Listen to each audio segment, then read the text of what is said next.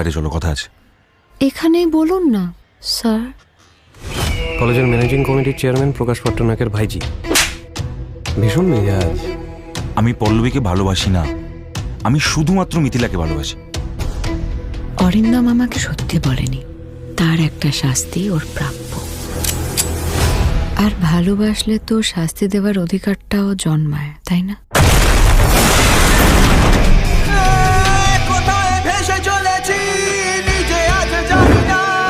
যে ভালোবাসে সে যন্ত্রণাও দেয়, আর আমরা মেয়ে মানুষেরা সেটাকে গয়না মনে করি।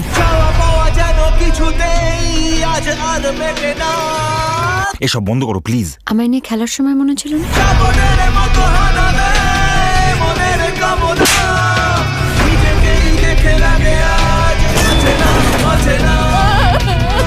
কি চাইছোটা কি তুমি?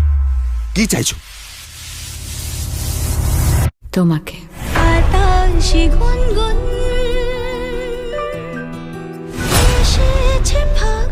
মনে রাখবেন, যে মানুষ বাধ্য